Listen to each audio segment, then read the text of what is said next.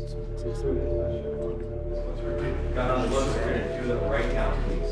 subject of time travel has appeared in a number of the X-Men comic books, particularly in Days of Future Past. 3, 2, 1, action. This film has captured one of the essences of the comics, which I think appeals to people, that you can dip in and out of these stories and see old Magneto and young Magneto. It's a great privilege and honor to be allowed to try and fill his sort of younger shoes, as it were, in this role. You really think this will work? We were young. We didn't know any better. We will now. It meant a lot to me to be able to assemble the original cast. I know that because of Ian McKellen and Patrick Stewart, we were able to get James McAvoy and Michael Fassbender. I think it meant a lot, not only to me, but to our newer cast also. When you're dealing with traveling through time, changing history, it gives you the opportunity to take characters in new directions. Charles the Elder has lived longer, he has refined and developed these powers. Even though those two Charles Xaviers are at incredibly different times in their life, you still see the seed of those interesting, exceptional people existing in one space. Charles. Charles.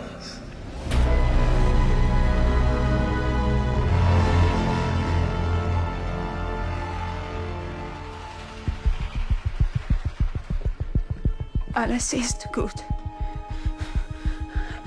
X-Men First Class was the origin story of Magneto. The beginning of the movie is a kid in a concentration camp, and the end of the movie is him saying, I prefer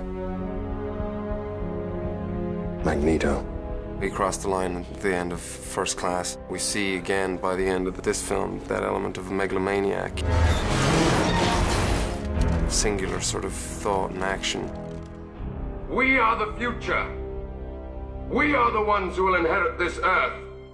And anyone who stands in our way will suffer the same fate as these men you see before you. He's definitely so much more of a loner in this.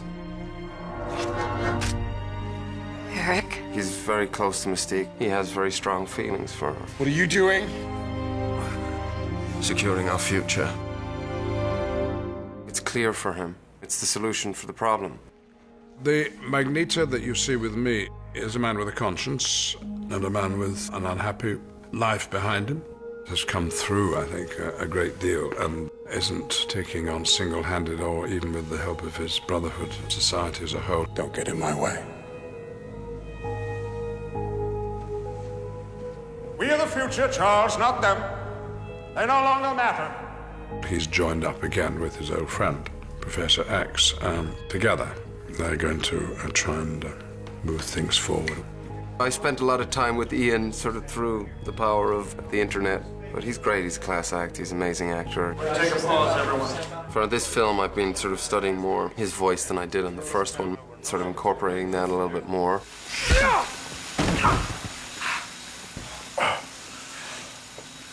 Good to see you too, old friend. And walking. I hope it doesn't seem a little bit weird from the last one. Cut. But 10 years have passed, and I believe Magneto was doing elocution lessons by himself in solitary confinement. People love Magneto because he's Magneto. At moments you see there's actually a lot of emotional depth. As we saw in the last one, there's a lot of damage. But for the most part, those moments then become more powerful if you don't dwell on them too much. And Gimbal is moving to level. You abandoned me! You took her away and you abandoned me! Angel. Azazel. Emma. Banshee. Mutant brothers and sisters, all dead. Where were you when your own people needed you? Hiding! Pretending to be something you're not! Eric! You abandoned us all. Eric challenged his worldview so much and then violently took away him not just the ability to walk, but also his belief in other people a little bit. All right, guys, picture this up. Here we go. Ready? Here we go. when we started talking about what Days of Future Past would be emotionally, one of the first things we started talking about was, what would Charles really be like after he lost his legs, lost the girl that he considered a sister and the only family member he really knew, and lost his best friend? That's it, we're done. Whoop! Top marks. Like I said, you are perceptive. Professor I know would never turn his back on someone who lost their path. Xavier's in a really bad place emotionally. The pain of losing Raven and the pain of losing Eric, coupled with all these voices and all the suffering, made him realize that he didn't want to be a psychic anymore. He didn't want the power. He didn't want the responsibility. We came to you a long time ago seeking your help. And I'm going to say to you what you said to us then. Fuck off. He's left more than just physically crippled. He is emotionally unable to deal with what happened to him. There is indeed a line when I'm advising Logan about what he is going to encounter. He says, can't you just read his mind? And I say, no, because I didn't have my powers in 1973. Logan, you're going to have to do for me what I once did for you. It's been almost 15 years, hasn't it? Living from day to day, moving from place to place, with no memory of who or what you are. Shut up. Give me a chance. I may be able to help you find some answers. The idea was to make him very different from how we've seen him before, as portrayed by Patrick.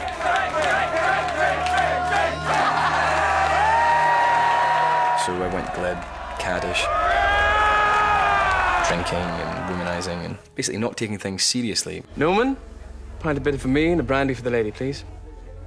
How did you know that? Lucky guess. Name's Xavier. Charles Xavier. The idea was always, if he's going to become that Patrick Stewart figure... And the next time you feel like showing off, don't. We don't deserve to make him like Patrick Stewart yet. We have to earn the right to become like Patrick Stewart.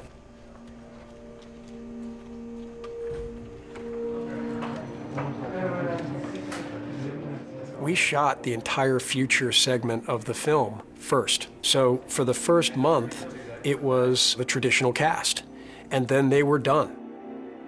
We had one scene with James and Patrick, and it was the first time they'd ever worked together. So an incredible moment. It's one of my favorite scenes in the film. There is something about the idea of seeing your future self that I think is, on a human level, very compelling. That's Patrick. That's Patrick Stewart. Starship Enterprise. When I got the part 3 years ago, something like that, it got into the news or whatever, and my friend, who I used to watch X-Men with, called me up. I was a huge Star Trek fan as well, and the way you portrayed Jean-Luc Picard was amazing. So anyway, my friend Mark phones me up and goes like, hey, I hear you're going to be playing Patrick Stewart. He didn't say Charles Xavier, he didn't say Professor X. He said, I hear you're going to be playing Patrick Stewart, and he was so excited. So yeah, I'm a very lucky boy. I've been around science fiction quite a bit, you know, and stuff like this happens. It's not uncommon. But today is my most interesting scene in the movie. Very appropriate. It came on what is my last day's work. My first, I know. I was quite scared about that, to tell you the truth. Not only is it a really important scene that basically represents the apex of my character's arc, but this was a proper scene with the custodian of this character of 14 years. Charles. Charles. That scene between Charles and Charles is the hinge in the movie where James McAvoy goes from someone who's hopeless and broken to someone who's starting to piece himself back together. Charles, we need you to hope again. Coming up with the idea, which I think was yours, that we should be almost nose to nose for the entire scene, instead of shooting it over a distance, which would have perhaps been the conventional way to do it, that we were literally in one another's faces. We've met a couple of times, but we've never worked together before, and suddenly you're eyeball to eyeball with a fellow actor for 6 hours, and it's a strange living, isn't it? It is a strange old living, but it just seemed like, you know, we've travelled through dimensions and time and realities and consciousnesses so that we can be in this room together and have this conversation. And it just felt like, yeah, we should be close. Because basically someone giving themselves a good talking to, really. But just represented with two characters. You can become more powerful than you ever imagined. At its core, it was a character confronting his older self, who now has all the wisdom of the future. So this is what becomes of us. Eric was right. Humanity does this to us. Not if we show them a better path. He only has a moment that he can bestow that wisdom upon his younger self that is in such crisis. But sometimes a moment is all that it takes. You still believe? Just because someone stumbles, loses their way, it doesn't mean they're lost forever. Sometimes we all need a little help.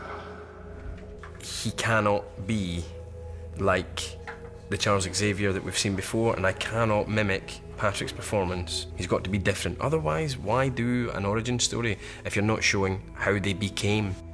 So much pain. It's not their pain you're afraid of. It's yours, Charles. If we do a third movie, if we make more than £2.50 on this one, and they let us make a third movie, I mean, I'll pretty much be watching all your movies and copying everything you do, because the idea is that we do start so